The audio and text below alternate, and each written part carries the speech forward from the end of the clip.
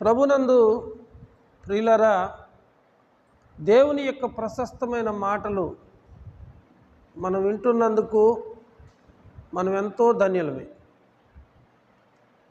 దేవుని లేఖనం మనకేమని తెలియజేస్తుందంటే, వినుట వలన విశ్వాసము కలుగుతుంది. వినుట క్రీస్తు మాట ద్వారా మనకి విశ్వాసము కలుగుతుంది. దేవుని యొక్క వాక్యము మనము ఎంత వింటే అంత ఆశీర్వాదకరం. ఇర్మియా అన్నాడు, నీ మాటలు నాకు దొరకగా నేను వాటిని భుజించి తిని అన్నాడు.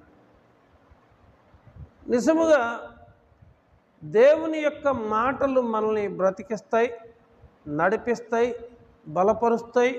అంతం వరకు కూడా మనల్ని దేవుని మాటలు కాపాడుతూ ఉంటాయి. నీతియుక్తమైన బలులు అర్పించుచు యెహోవాను నమ్ముకోండి. దేవునికి కావలసింది ఏ బలులు అంటే నీతియుక్తమైన బలులు. పరిశుద్ధ గ్రంథములో ఒక బేదయిదువరాలు తన దగ్గరున్న 2 కాసులు దేవునికి కానుకిచ్చేసింది. తన దగ్గర ఇంకేమీ లేదు.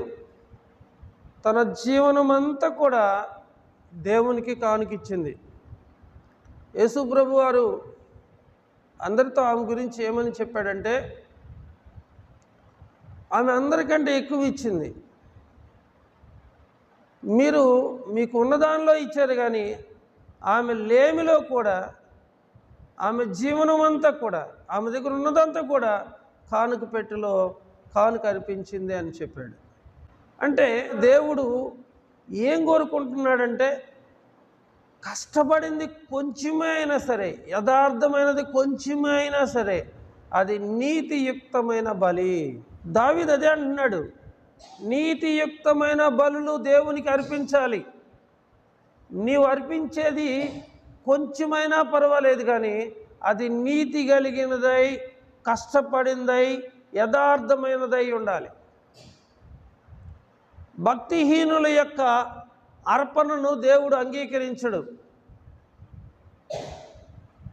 నీతిమంతులు ఇచ్చేది కొంచెమైనా దేవుడు వారిని ప్రేమిస్తాడు.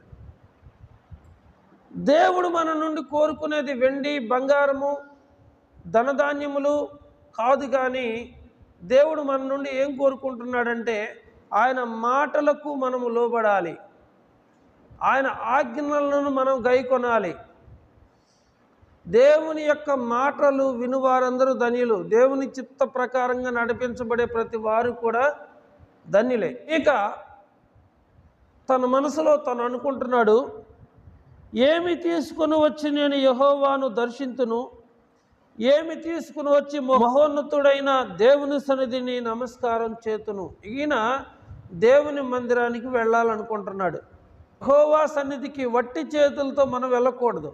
వట్టి చేతులతో మనము వెళ్ళకూడదు. ఎందుకంటే గడిచిన కాలం అంతా కూడా దేవుడు మనకు తినడానికి ఆహారం, ధరించుకోవటానికి వస్త్రములు, మన కుటుంబం మీద, మనకు కలిగిన సమస్తం మీద దేవుని యొక్క ఆశీర్వాదము ఉన్నప్పుడు, మరి దేవుని సన్నిధికి మనం వట్టి చేతులతో వెళ్ళకూడదు అని దేవుని లేఖనం తెలియజేస్తుంది. ఒకరోజు మీకా ప్రవక్తకు దేవుని సన్నిధికి వెళ్ళాలనేటువంటి ఆలోచన కలిగింది. మంచిదేను. అయితే ఆయన అనుకుంటున్నాడు, అయితే నేను దేవుని సన్నిధికి ఏమి తీసుకొని వెళ్ళాలి, ఏమి తీసుకొని వెళ్ళి నేను దేవుని దర్శించాలి, ఏమి తీసుకొని వెళ్ళి నేను మహోన్నతుడైన దేవుని సన్నిధిని నమస్కారం చేయాలి అని ఆయన ఆలోచిస్తూ ఉన్నాడు. మీరు బంధువుల దగ్గరికి వెళ్ళినప్పుడు, లేకపోతే బంధువులు మీ దగ్గరికి వచ్చేటప్పుడు వారు ఒట్టి చేతులతో రారు. వారు ఏదో ఒకటి కొనుక్కొని, మరి వాళ్ళ స్థాయిని బట్టి, వాళ్ళ స్తోమతను బట్టి తీసుకొని వస్తూ ఉంటారు. మనం తీసుకొని వెళ్తూ ఉంటాం. అర్థమవుతుందండి? ఎన్ని సమస్యలు ఉన్నా, ఎన్ని కష్టాలు ఉన్నా ఏదో ఒకటి తీసుకొని వెళతాం. అలాగే ఇక్కడ దేవుని సన్నిధికి వెళ్ళాలి అనుకుంటున్నాడు. మంచిదేను. అయితే ఏం తీసుకొని వెళ్ళాలి అనుకుంటున్నాడు, గొప్ప విషయం అన్నమాట. అయితే ఈయన మనసులో అనుకుంటున్నాడు, దహన బలులను పాత నిబంధన కాలంలో దేవుడు ఎవరికైనా సరే మేలు లేకపోతే ఉపకారం చేసినప్పుడు వారు కృతజ్ఞతగా దహన బలి అర్పిస్తూ ఉంటారు. ప్రత్యక్ష గుడారం ఉంటుంది. ఆ ప్రత్యక్ష గుడారం దగ్గర యాజకుడు ఉంటాడు.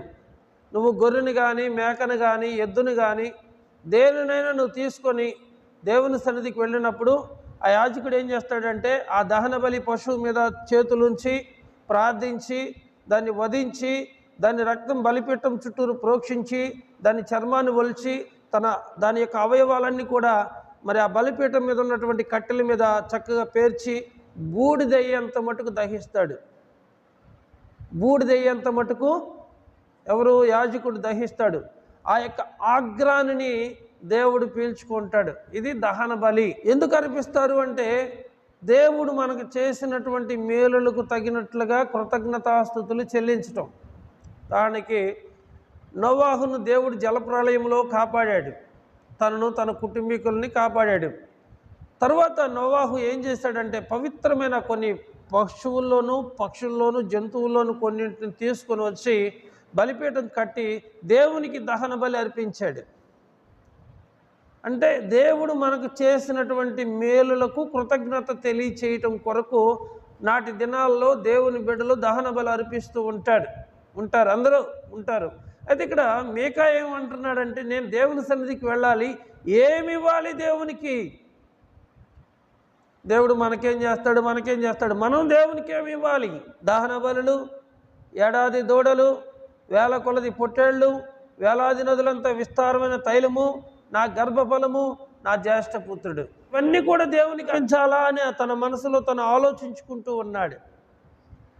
ఆయన అర్పించాలి అనుకున్న విషయాలేమి చిన్నవేమి కాదు. దహన బలి చిన్నది కాదు, వేల కొలది పొట్టేళ్ళు చిన్నవి కాదు, ఏడాది దూడలు చిన్నది కాదు, వేలాది నదులంత తైలము చిన్నది కాదు, గర్భఫలం చిన్నది కాదు, జ్యేష్ఠ పుత్రుడు కూడా చిన్న విషయం కాదు. గొప్పవి అవి, మానవుల దృష్టిలో అవి ఎంతో గొప్పవి. వాటిని దేవునికి అర్పించి నేను దర్శించి మహోన్నతుని సన్నిధిలో మొక్కుబడి చేసుకుంటానని తన మనసులో తను అనుకుంటే మనకున్నది మనం దేవునికి ఇస్తాం కాదు, దేవునికి నచ్చింది ఇవ్వాలి. దేవుడు మన నుండి కోరుకున్నది ఇవ్వాలి. మాకున్నదేదో మేము ఇస్తామయ్యా, మాకు లేనిది మేము ఎక్కడ తెచ్చి ఇవ్వాలి అని మనం మాట్లాడచ్చు. వేలాది నదులంత విస్తారమైన తైలము, వేల కొలది పొట్టేళ్ళు ఒకవేళ నేను దేవునికి ఇస్తే వాటిని బట్టి దేవుడు సంతోషిస్తాడా? నేను ఇచ్చే అర్పణ దేవునికి సంతోషం కలుగుతుందా? దేవునికి ఏది ఇష్టమో అది తెలుసుకొని ఇవ్వాలి. అబ్రహాముకు దేవుడు వేల కొలది పశువులను ఇచ్చాడు, వెండి బంగారాలను ఇచ్చాడు, దాసుదాశలను ఇచ్చాడు. ఇవన్నీ ఏం కోరుకోలేదు.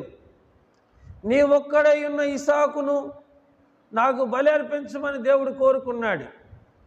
దేవుడు అడిగింది ఇచ్చాడా? దేవుడు అడగంది ఇచ్చాడా?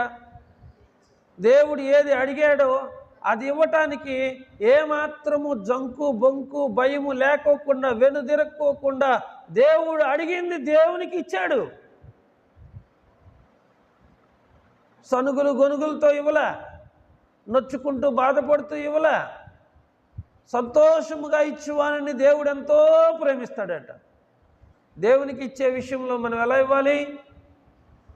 సంతోషముగా ఇవ్వాలి. ఇక్కడ నీవు చేసే పని వలన దేవుడు సంతోషించాలి. ఆజ్ఞ అతిక్రమమే పాపం. నా అతిక్రమ క్రియల కొరకు నేను నా జ్యేష్ఠ పుత్రుణ్ణి అర్పింతునా? నేను చేసిన పాపాల కొరకు, నేను చేసిన ఘోరాల కొరకు, నేను చేసిన నేరాల కొరకు, నేను నడిచిన ఆ చెడ్డ త్రోవల కొరకు నేను పరిశుద్ధుణ్ణి అవ్వాలంటే, నా పాపం పోయి నేను పాపము నుండి పరిహారం పొందాలంటే నేను నా జ్యేష్ఠ పుత్రునా పాప పరిహారం కొరకై నా గర్భఫలమునిస్తున్నా. జ్యేష్ఠ కుమారుణ్ణి ఇస్తానంటున్నాడు. గర్భఫలం అంటే ఏంటో తెలుసా? ఎంతమంది పిల్లలు పుడితే అంతమందిని కూడా దేవునికి ఇస్తానంటున్నాడు. దేనికి? నా అతిక్రమ క్రియల కొరకు, నా పాప పరిహారార్థమై. అతిక్రమ క్రియల నుండి విడుదల పొందాలి, పాపము నుండి మనం పరిహారం పొందాలి.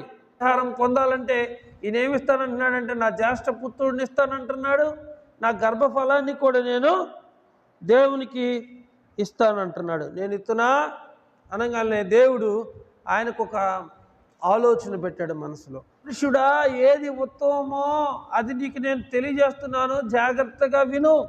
దేవుడు కోరుకునే ఉత్తమమైనది ఏంటి? అంటే నీవిచ్చే వెండి కాదు, బంగారం కాదు, వేల కొలది నదులంత తైలము కాదు, ఏడాది దూడలు కాదు, వేలాది పశువులు కాదు ప్రియమైన వాళ్ళరా, నీ గర్భఫలము కాదు, నీ జ్యేష్ఠ పుత్రుడు కాదు. దేవుడు ఏం కోరుకుంటున్నాడు నీ నుండి అంటే, ఓ మనుషుడా, ఏది ఉత్తమమో అది నీకు తెలియజేస్తున్నాను, మీరు జాగ్రత్తగా వినండి. న్యాయముగా నడుచుకొనుటయు, కనికరమును ప్రేమించటము. ఎదుటి వ్యక్తి పట్ల నువ్వు ఎప్పుడు జాలి, దయ, కనికరం కలిగి ఉండాలి. నేను ఉండటానికి నాకు దేవుడు మంచి ఇల్లు ఇచ్చాడు, ఎదుటి వ్యక్తికి ఉండటానికి కనీసం నీడ కూడా లేదు, ఆ వ్యక్తికి నేను సహాయం చేయాలి. నేను 3 పూటల తినటానికి దేవుడు నాకు ఇచ్చాడు, ఎదుటి వ్యక్తికి తినటానికి 1 పూట కూడా లేదని ఆలోచించాలి. నీకు ఎక్కువైతే, నీకు మిగిలిపోతే, నువ్వు పాసి పడితే, బూజు పడితే అయ్యివ్వటం కాదు. నిన్ను వలే నీ పొరుగువాన్ని ప్రేమించు. దేవుడు చెప్పింది అది. నిన్ను నువ్వు ఎలా ప్రేమించుకుంటున్నావో నీ పొరుగువాన్ని కూడా నువ్వు అలాగనే ప్రేమించాలి. యేసుప్రభువారు ఏం చెబుతాడో తెలుసా? శత్రువులను ప్రేమించండి, హింస పెట్టిన వారి కొరకు ప్రార్థన చేయండి. నీ పొరుగువాడు నీ యొక్క అంగీని తీసుకుంటే పై వస్త్రాన్ని కూడా ఇచ్చివేయి. నీ పొరుగువాడు 1 మైలు దూరం రమ్మంటే 2 మైళ్ళు దూరం వెళ్ళు. అలాగే ప్రియమైన వాళ్ళను, దేవుని సన్నిధిలో దేవుని యొక్క వాక్యము ద్వారా నువ్వు బలపరచబడుతున్నప్పుడు, దేవుని యొక్క మాటలను హృదయపూర్వకంగా వింటున్నప్పుడు, దేవుడు మనుషులు ఇచ్చించే దేన్ని కూడా కోరుకోడు. నీ వెండి దేవునికి అవసరం లేదు, నీ బంగారం అవసరం లేదు, నీ డబ్బు అవసరం లేదు, నీ కలిగిన ఏది కూడా దేవునికి అవసరం లేదు. ఒకవేళ నువ్వు అలాంటివి ఇచ్చి దేవుని సంతోషపెట్టాలని నువ్వు ఆలోచిస్తూ ఉంటే అలాంటివి దేవుడు కోరుకోడు. మనుషులు లక్ష్య పెట్టే వాటిని యెహోవా లక్ష్య పెట్టడు. మనుషులు పై రూపమును చూస్తే యెహోవా హృదయాన్ని చూస్తాడు. కాబట్టి మనుషుడా, ఏది ఉత్తమమో అది నీకు అనుగ్రహించబడి ఉన్నది. ఏం చేయాలంటే న్యాయంగా నడుచుకో. అందరికీ అన్యాయం చేసి నీ కుటుంబానికి నువ్వు మేలు చేసుకోవాలని నువ్వు అనుకుంటున్నావేమో. ఆ మనుషుల యొక్క బాధలన్నీ నీ కుటుంబీకులను పట్టి పీడిస్తాయి. ఎవరిని బాధ పెట్టి నిన్ను నువ్వు పెట్టుకోవాలని నువ్వు అనుకుంటే గనక ఖచ్చితంగా మూల్యం చెల్లించాల్సిందే. దేవుడు నీ నుండి ఏం కోరుకున్నాడు? ఏం కోరుకోట్లా. ఓ నరపుత్రుడా, ఓ మనుషుడా, ఏది ఉత్తమమో అది నీకు తెలియజేయబడి ఉన్నది. న్యాయంగా నడుచుకో.